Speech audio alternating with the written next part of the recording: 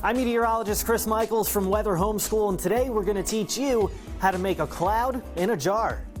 So obviously the two major things you need are a jar and a lid, but you're also going to need hairspray. We'll explain why in a little bit.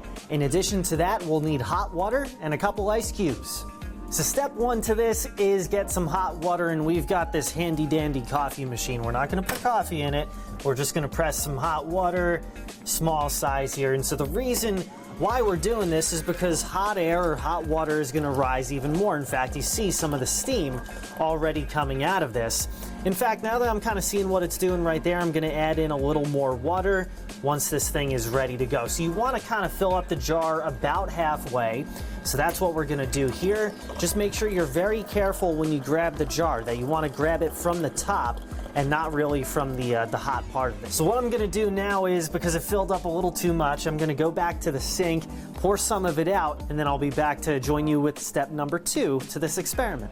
So the next thing that we've got to do is grab some ice cubes, and I'm going to show you guys what we got to do. I've hand selected about 3 or 4 ice cubes for us. So we're going to come back to our hot jar, and we're going to place these ice cubes on the lid. And the point of this being is, as you've got the warm air rising, you want it to get into the colder part of the atmosphere. At that point, you get a cloud to form. So now we're going to just sit and wait for that cloud to form.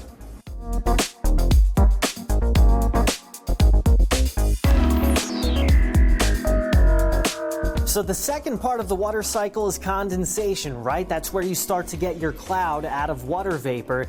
It's not enough, though, just to have hot water or hot air at the bottom and cold air at the top. What you need to do is introduce particles for the cloud droplets to really attach to. That's how we're going to get our cloud to form out of this. So we put the hairspray in, and you start to see a little bit of a cloud developing above that water. You see how it's kind of rising a little bit? And you get a little bit of cloudiness coming up from the jar. So that's how you can form a cloud using just a few simple things.